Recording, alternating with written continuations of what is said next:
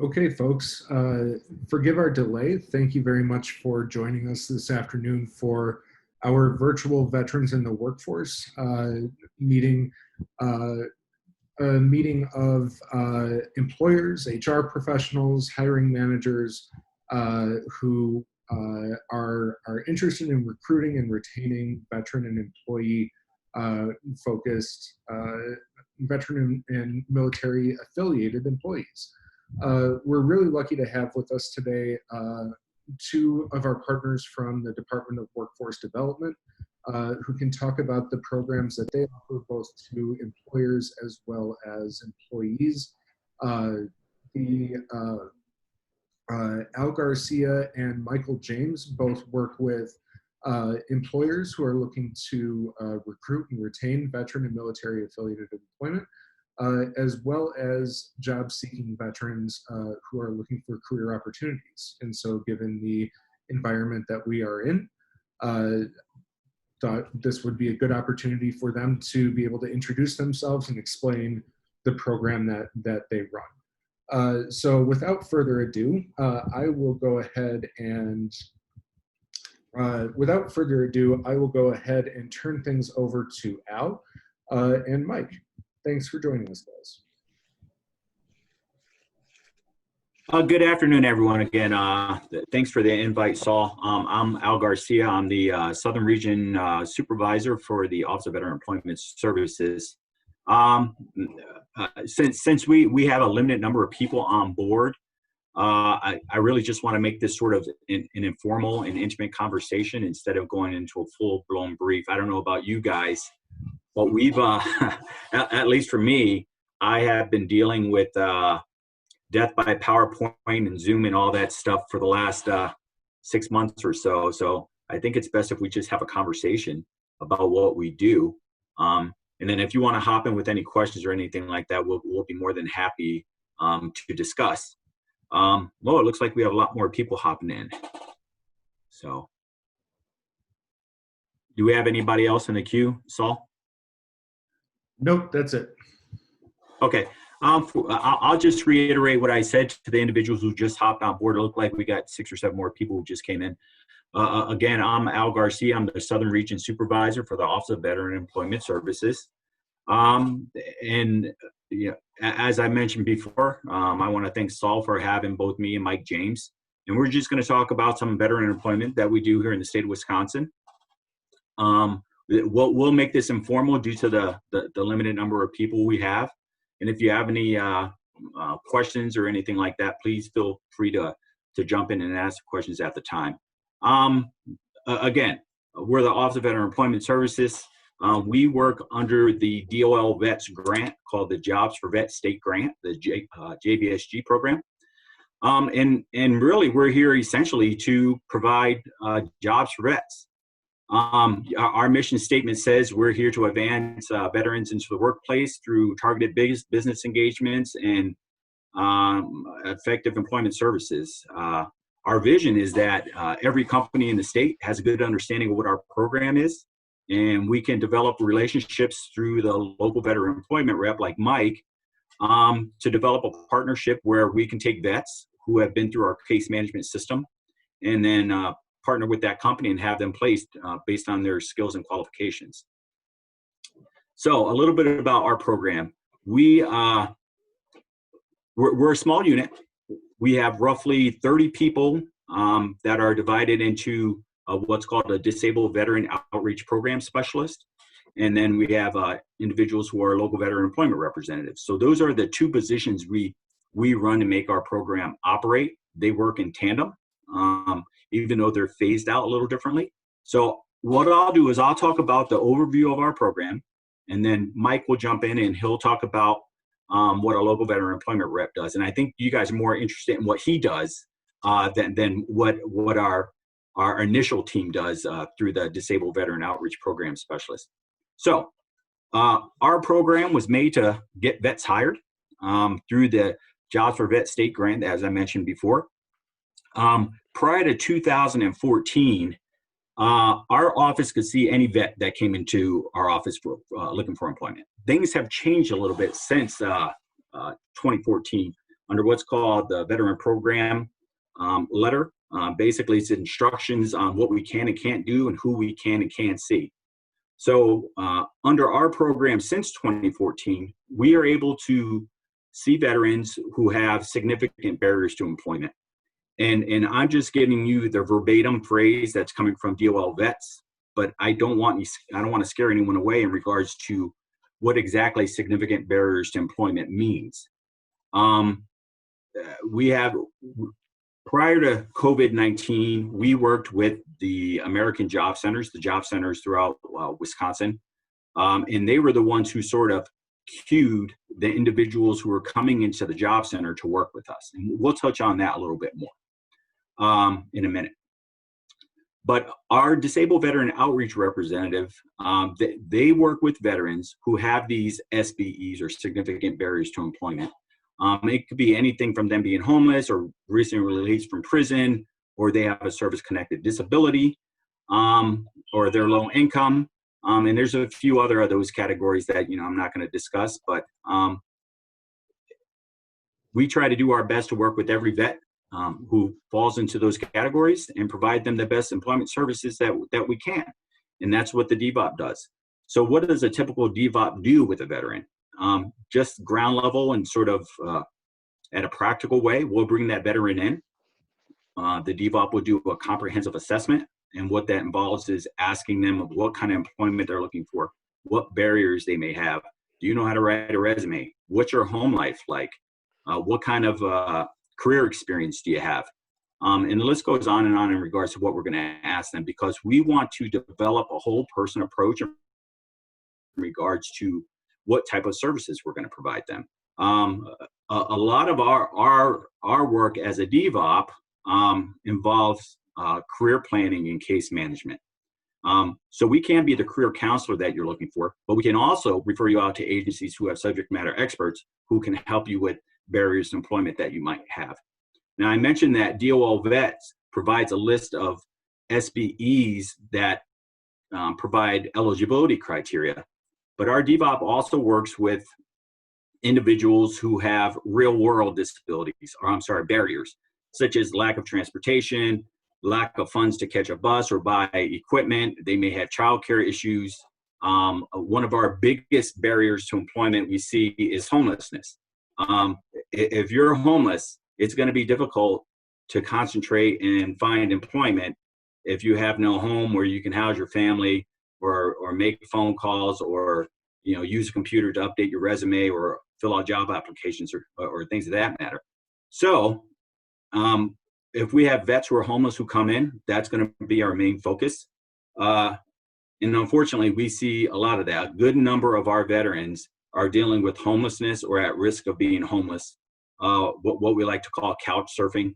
We may have a veteran who's sleeping on a friend's couch for whatever the reason. They lost their job and they've been evicted, or they're getting a divorce and the wife and veteran is separated. So, he's sleeping on a friend's couch and things of that matter. But we have a lot of resource available for those homeless veterans. We have the Center for Veteran Issues that's in Milwaukee, who really helps us with veterans who are looking for places to stay.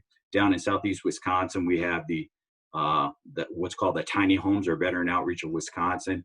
We have Union Grove, who has the homeless veteran rehab program. We also have the transitional veteran living facilities out in Janesville. And Milwaukee VA has a domiciliary, which has tons of resources for veterans. So if we have a homeless veteran, we're going to concentrate on getting them housing and then getting them set up so they can have long-term permanent dwellings, so that we can focus on the career portion. And now that DVOP, once we have them secured with some type of housing and mitigating that barrier, then we'll work on developing a resume for them, teaching them how to interview, job skills, soft skills, job search practices, and things of that nature. Once we feel as though that veteran has mitigated all the barriers that they had, both in regards to being eligible for our program and then those real world type barriers, we'll pass them over to what's called the local veteran employment representative. And what that individual does is he is the one who is pretty much a business consultant or a business liaison with companies in their respective areas. One thing I didn't touch on before, so we cover the entire state of Wisconsin, 72 counties, we cover it all. Some areas have a different complement of the DVOP lever team. For instance, Milwaukee has 5 DVOPs and 1 lever. And in the upper left-hand corner, that's Mike James. He is the lever for Milwaukee, Washington, Ozaukee, and Waukesha counties. Down in Kenosha and Racine, we have 1 lever, and we have 1 DVOP right now. We have 1 who's assigned to unemployment to help with the UI issue. So the complement of our teams depends on the size of the metro area that we're working in. But it's very crucial for us to work as a team in regards to mitigating the barriers to employment and then finding the right fit for those individuals who are looking for a typical job. So that's pretty much what we do in regards to the DVOP. We have other referral services that we can talk on later if you like. But I wanted to hand it over to Mike, who will probably give you the meat of what you're looking for as employers here, and talk to you about the relationship that he builds with companies as a local veteran employment rep and how he represents vets on behalf of the Office of Veteran Employment Services. Mike? Hi, good morning. As a local veteran employment rep, my job is really to help you get an understanding of what your company is looking for, and then finding those veterans to help fill your positions. Basically, to kind of give you my background, I was Air Force for 24 years, Air Force recruiting for 17 years. I recruited doctors and nurses. After I retired from the Air Force, I recruited doctors for a couple of years. The company went away. I was a skilled trades recruiter for 5 years. I was a national regional sales director recruiter for Manpower Corporate. So I've always been a headhunter. So you guys as companies typically are working with recruiters or working with outsourcing companies, finding people, or maybe you're even acting as a recruiter or you're a recruiter yourself. So what we try to do is not send you just anybody. If you give us a good idea what you're looking for, the types of skills, the pay, all the things in the job description, then what we do is go out and find veterans that we're currently working with that we can refer to you. And hopefully, once you do your part, do your interview and screen them, it's a good match. Overall, as far as our team goes in Milwaukee, we have great success. As Al mentioned earlier, I have 5 DVOPs on my team currently. Those guys are disabled veteran outreach program specialists, and they work directly with the veteran. What we do here as a team, once the DVOP meets with the veteran, and in today's environment, it's over the computer or over the phone, and determines if they're eligible for our services, what types of jobs they're looking for, what skills they're bringing to the table. Then we set up a coordinated conference between myself, the DVOP, and the veteran, so I can get a better understanding of what that veteran really truly is bringing to the table and what their background is like. We work with all types of veterans. We have your veterans that are general laborers to veterans that are CEOs of companies. For instance, the number 3 guy that was at Foxconn was a person that we worked with, and obviously he's moved on now, but we work with a ton of different types of veterans. So to give you a perfect example, in the Air Force, like I said, I was Air Force recruiting for 17 of my 24 years, and what I would be considered in the civilian world would be a senior manager of a team or an organization as a master sergeant in the Air Force. Al, on the other hand, was an officer in the Air Force. So, he would be a chief operating officer or something like that in the civilian sector. So really, the bottom line is, for our team, we work for you and with you, and we also work for the veteran to try to make that match. And overall, our team in Milwaukee averages about 5 placements a week. We're averaging right around $23 an hour for our veterans, so really good overall. I think most recently, our highest placement in the last couple of months was around 103,000 a year. So it varies from a guy that's making, we have veterans that are happy making $10 to $12 an hour, but they're supplementing their retirement or their disability pay. Al mentioned earlier about disabilities. So what a lot of people think when you say a veteran has a disability, they think of they're missing a limb, some type of limb, they've got some kind of severe trauma. And typically that's not the case. The largest percentage of veterans have hearing loss, and it averages about 10%. A person with 10% hearing loss, you would never know as an employer they had a hearing loss. So a lot of the veterans you work with, you don't typically know what their disabilities are, and their disabilities will not affect that opportunity that you may have. For instance, I'm a disabled vet, but you can tell my disability, it's my voice. Being in the Air Force and doing recruiting, all you did was talk, talk, talk. So that injured my voice in the Air Force. Now, some things you may not know, and Al mentioned earlier, we fall under the Department of Labor as far as our grant goes. As companies, you can go to the Department of Labor's website and look at different programs that the Department of Labor has available for you for hiring veterans.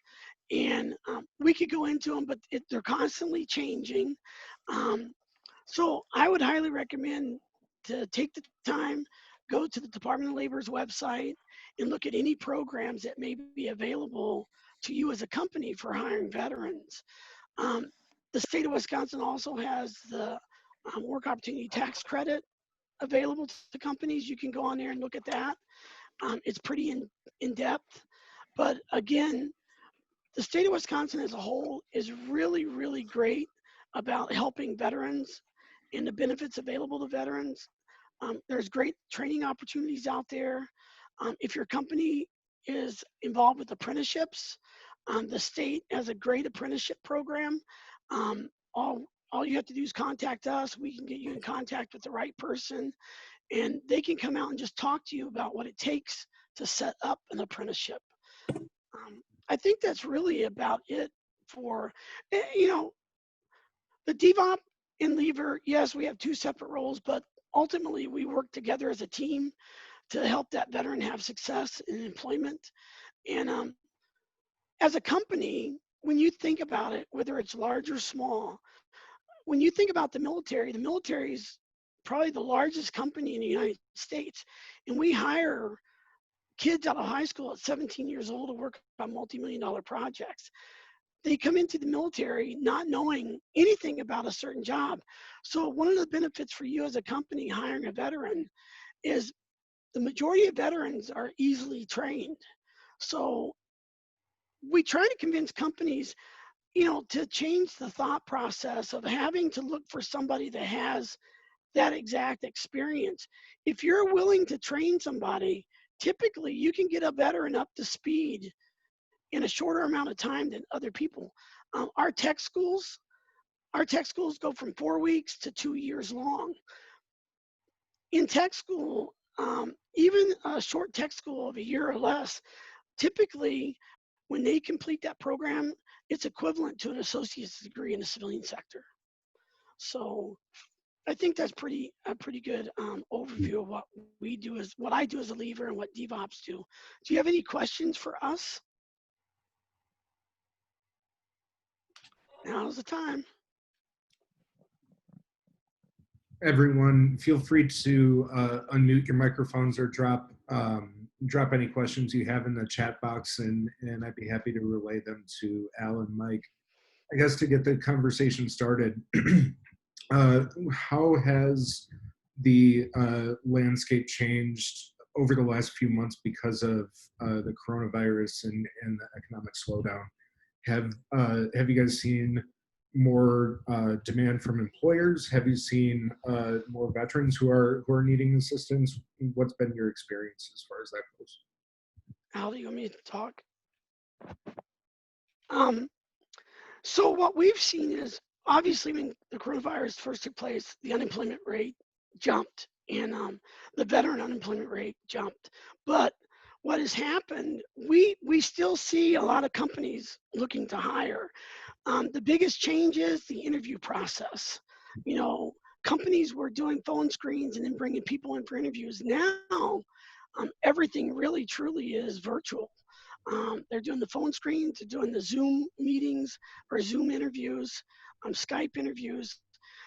So I think the one thing that we've lost is that personal touch, but at the same time, it allows companies the flexibility to be able to interview and have more people on the call. I think it's easier for people to be able to come onto a Zoom interview than it is for them to change their whole schedule around at their offices. So I think that's the biggest change. As far as veterans go, we haven't, as I've noticed in the last couple of months, our numbers are staying about the same. They're not increasing or decreasing. We're averaging about 30 veterans per DVOP in Milwaukee at any one time. So that's kind of what we've seen. And are you seeing increased or decreased interest from employers who have positions to fill? I think it's staying the same. I don't think there was a change really. I think that, you know, when I look at when you say decrease, a lot of companies are holding back. Smaller companies holding back on bringing new people in because of the coronavirus. They don't want to have a situation where they bring a new person in, and then that person maybe he's not showing symptoms, and then next thing you know, they have X number of people out. So I think some of the smaller companies I've worked with, they've really backed off right now, but the large companies seem to be bringing people on regularly.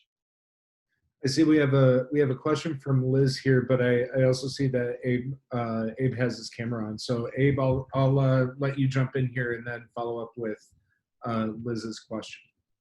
Yeah, just a quick question. What typical industries do you recruit for, or have you seen your talent pipeline have the most success in? So, you know, I mentioned earlier, we have veterans from general laborers all the way up. So I think it's a good mixture across the board. Now, what we have seen an increase is in engineers, both electrical engineers, mechanical, civil engineers. We've had a lot more engineers recently than we had in the past.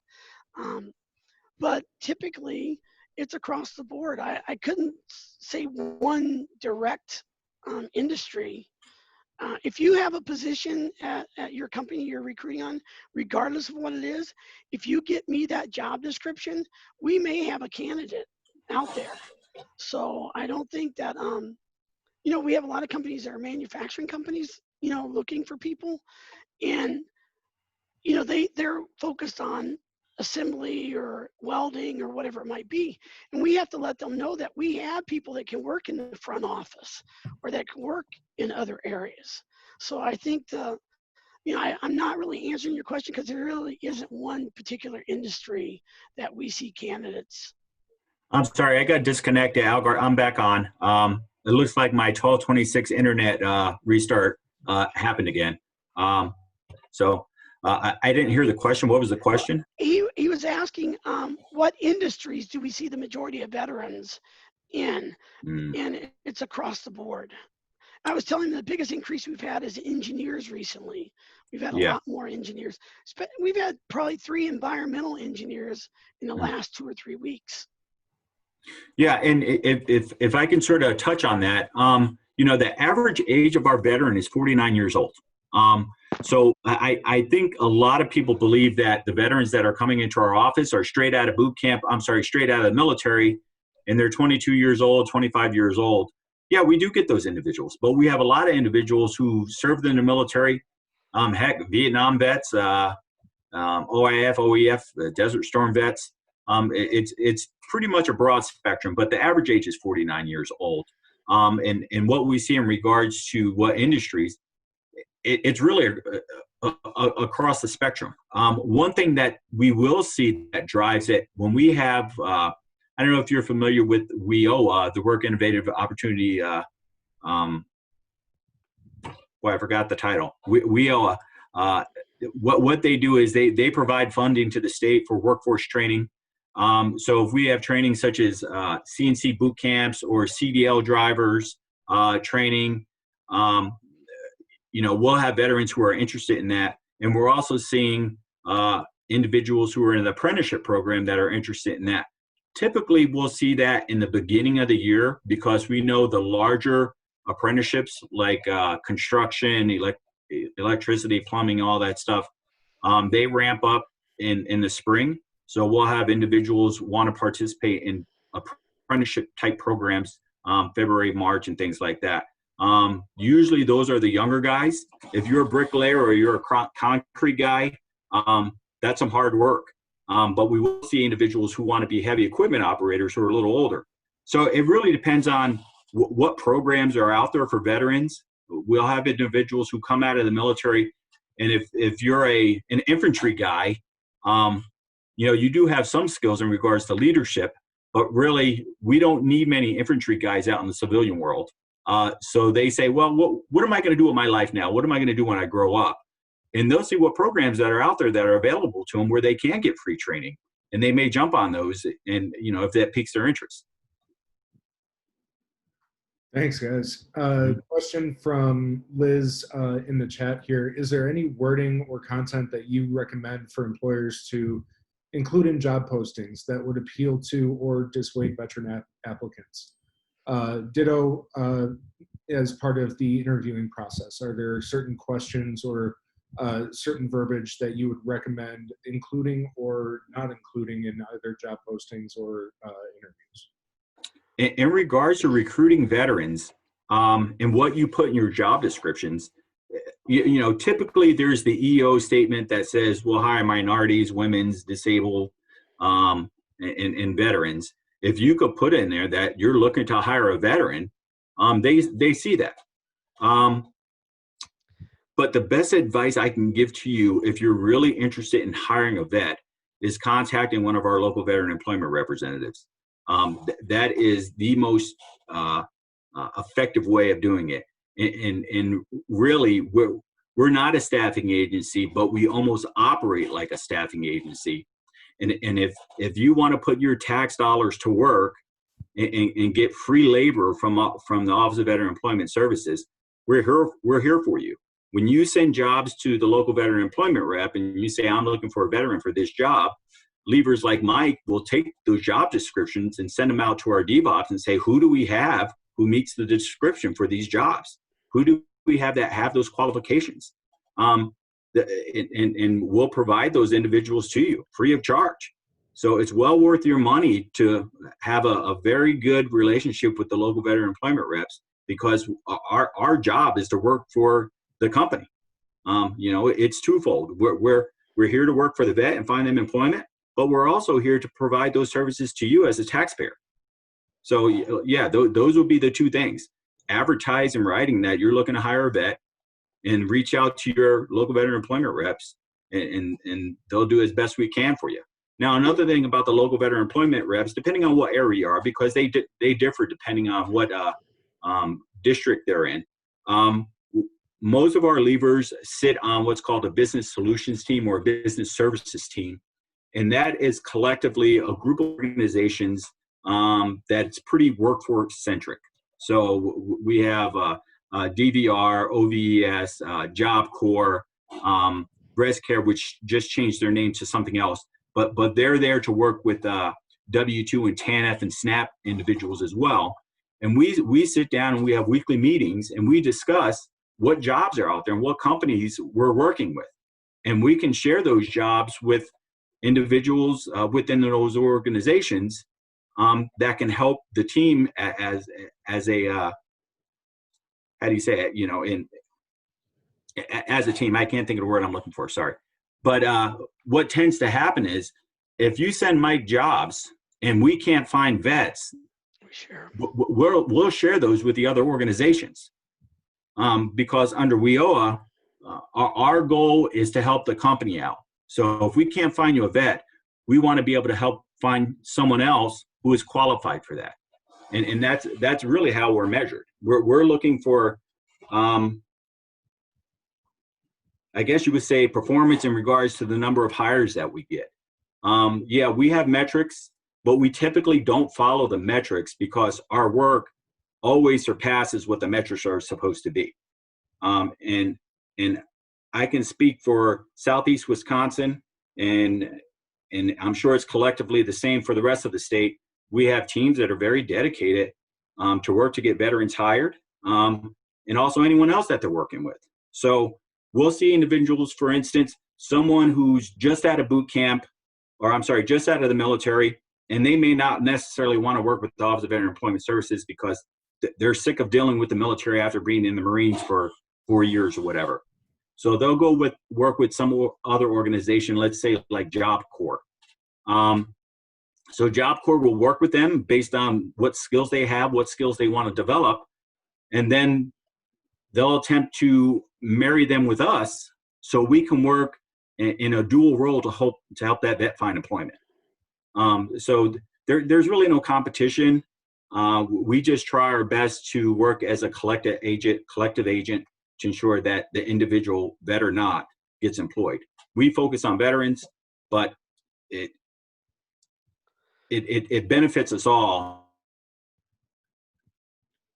I think Al's frozen again. To ensure that everyone who's coming through the job, yeah, you can work directly with us, but we're definitely going to share those jobs. So if we don't have anyone, someone else might be able to fill those roles as well. I think on the veteran piece too, on the job description, it's just mentioning that you're looking for veterans. But if you take a look at your company's website, if I looked at your company, would I know that you're vet friendly? Would I know that you're a veteran, a company that really wants to hire veterans? You know, it doesn't take much to put the Army, Navy, Air Force, Marine, you know, Space Force logos on your website to let veterans know that you're looking. And that's one of the things that with DOL, they have some programs out there. If you get into those programs, they will do marketing for you basically across the United States and around the world at every military installation. There are certain things that you have to do to be selected, but again, that's why I mentioned going to DOL and looking at their website. Mm-hmm. Yeah, if I could just touch back before I was disconnected, I was talking about Shannon Miller's and the work her organization does, WDVA. We work closely with their VORP reps, the Veteran Outreach Rehab personnel. I think I got the acronym wrong. I'm sorry, guys. But what they do is they deal with veterans who have certain disabilities, and they work with those individuals. They also do case management where they deal with homelessness, some mental illness, alcoholism, and things like that. They work very closely with the VA to mitigate those barriers. And it's a tough job. You may have an individual in case management for a few weeks or maybe a year or so. And we're there to do dual enrollment and dual case management. So those individuals, like I said, can mitigate those barriers to employment and become job ready. So it's not just OVES that you're working with. It's sort of a spiderweb effect where we sort of do the core services for them in regards to Employment. An individual employment plan. But within that individual employment plan, we see the barriers that we have to get rid of before they become job ready. And that's the thing. Once we work with a vet and we contact you on behalf of a veteran, we know we have a veteran who is ready to work from day one. It's not like they're going to have any lingering effects that would inhibit the job that they would be doing with you. What if anything can employers who are looking to engage with your team do to make the process as smooth as possible? What barriers have you seen employers bring that they might not even be aware of, but that they can address early on to help make that process smooth? We haven't, I mean, as far as barriers go and companies making those accommodations, we really haven't seen any real issues. You know, the majority of of veterans, they may have a disability, but again, 90% of the time, it's not going to affect the job that they're applying to. You know, for instance, if we have a vet that is service connected for their back and they can't stand for long periods of time, we're not going to refer that veteran to a manufacturing company where they're going to be on a concrete floor standing, because even if they give them an accommodation, they're still going to have to be in that environment. You know, so typically we really dig deep down with the vet to find what they can and can't do and what their goals are, because we have veterans that say they want to do something, but you know, sometimes you have to, I guess, kind of be the hard line and say, okay, what makes you think you can do this when you don't have a degree for it? You know, an example is somebody says, I want to be an attorney. Well, you know, you can't be an attorney until you go to law school.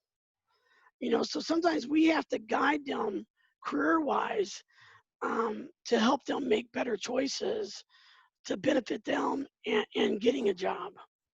Yeah, and another thing that we see, we have the Incarcerated Veteran Program. We have a small percentage of veterans who are coming out of prison who are sexual offenders. Pretty tough task to find employment for them. And just like Mike sort of talked about, if you have a veteran who comes and says, hey, I want to be a computer programmer and I'm a sex offender, typically they have significant restrictions in regards to working on a computer. So our DVOPs really have to have a sit down talk with them and say, you know, we understand that's what you want to be, but in reality, based on the constraints for, you know, your legal issues, that's not going to be a good fit for you. And sometimes you have to have those hard-nosed conversations with them, you know, and they'll say, yeah, but the money is really good. Yeah, but guess what? You just can't do that. So let's focus on something else that you might be interested in and seeing if we can get you training for that so you can have another career. So those are the heart-to-heart talks that the DVOPs have on a daily basis with veterans. And, you know, it's, I talked about the whole person of approach in regards to vets. We care about the veteran. We care about their education. We care about their family, their home life, their transportation, birthdays. We do that. We build a model to where, I hate to be corny and put it in a slogan, but it's really the band of brothers. Our job is to build a significant level of trust with these veterans, to have them understand that they could talk to us about anything. The last thing we need is to send a vet to a company and then it turns out, you know, he has a Class A felony. And that has happened. But typically, you know, that's a onesie twosie that gets by us. But typically, we're going to know every single thing about that veteran before we're going to deem them job ready and then, you know, offer their qualifications to a company. Again, we don't want to burn bridges. We don't want to be considered that the spam email that we're sending you when we send you a resume. Mike and our team of leavers, they will typically work with the company, have a very good understanding of the job descriptions that you are looking to fill. And the DVOP and the leaver will highly scrutinize the resume, talk with the veteran and say, hey, there's 10 line items on this job description. Can you do, you know, 10 of 10? If you can, we'll say you're a great fit and we'll sell that veteran to you. If you have 1 of 10, it's highly unlikely that we're going to send that resume to you because we know it's not going to be a good fit for you. So again, when we talk about customer service, we want to satisfy you as much as we can in regards to the candidates that we send you. And if I send you a resume, they're a good fit based on the information you provide and what I know about your company. You know, so one of the things that we have that we try to get companies to do, a lot of companies have a lot of rules, you know, with occurrences. If they're late for work, they miss work, they're getting dock pay or whatever it might be. 3 times in a year, they miss work, they're fired. What we try to get companies to do, if you think about, if you have children, if you do a positive reward system, it's a long-term fix. The punishment's a short-term fix. So we have companies out there now that have changed the way they do their attendance policies, and they're giving One company in Oak Creek is giving their employees bonuses every quarter. If you don't miss work, you're not late, you get a bonus. They've only had 2 people in the company that haven't made those bonuses. So because a lot of veterans use the VA for their health care. In VA appointments, you can only go to the VA between the hours of 7 and 4:30 for your appointments. So if you work day shift, there's no way to get around that. So we try to get companies to be more understanding of medical appointments and stuff. I think that's one of the things with the coronavirus. It's made companies more aware that their employees can do work from home and be more productive, if not more productive, or at least equal to what they were doing. So I think that, that's a positive thing that has come out of this, especially for us with the state. Before, the state would never let you work from home. Now we work from home, and they find that we're doing a phenomenal job working from home. With the last couple of minutes that we have here, just wanted to give you the opportunity, one, to share any last thoughts that you had with the employers and hiring managers that we have on the line, and also how they can get in touch with you or other members of your team if they're interested in learning or working with you guys. Go ahead, Al. Yeah, so if you want, I apologize for this. If I could send a link to you, Saul, that you can put out to the attendees that will give you contacts for us. If you type in Office of Veteran Employment Services, Wisconsin, it will take you to the Department of Workforce Development veteran page, which is our page. And there's a link for Contact Us, and it will give you a list of all of our local veteran employment representatives throughout the state of Wisconsin. Pretty easy to do. It will go to the leaver, who will have a conversation with you and see what they can do to help you out. And I'll just put that link here in the chat. It's dwd.wisconsin.gov/veterans. If anybody wants to get in touch with Al or Mike or their respective counterparts in other areas of the state. Any other questions that we have with the last about 10 minutes that we have? Otherwise, we'll turn it over to Al and Mike to kind of give closing thoughts, I guess. I've got another quick question if someone else doesn't. Sure. Are you guys, and if you, I was a little late getting in, so if you explained this already, my apologies, but who pays for the lead of the employee? Are you guys have a grant, or is that worked into the salary? Yeah, so we are paid through a grant called the Jobs for Vet State Grant, and that is administered through the Department of Labor, Veteran Employment and Training. And it's parsed down to the state, and the state actually manages the grant money that goes into that. So the state creates these positions using that JVSG grant money for us to operate. Based on the grant, will determine how many employees we have and what type of employees we have. Right now, we're operating with 32 individuals, 3 managers, 9 leavers, and 21 DVOPs throughout the state. But we actually don't pay for leads. Veterans come to us through the Job Center Wisconsin's website. And then we work with all partner agencies, like Al mentioned, the Centers for Veterans Issues, VORP.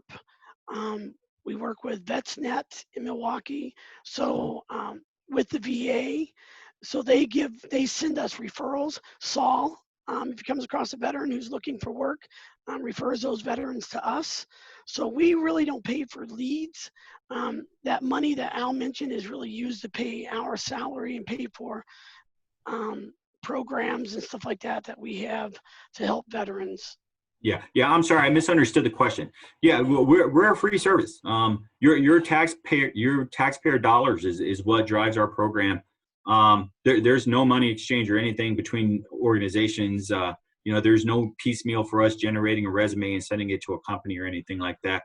As a company, it's a free service to you as a state agency. as a company, when you think about what you pay Indeed, or when CareerBuilder, Monster, all those different job boards, the Wisconsin job board, Job Centers for Wisconsin, the job board itself is free. Now, you guys know with any job board, regardless if you're paying for it or not paying for it, it's a hit or miss.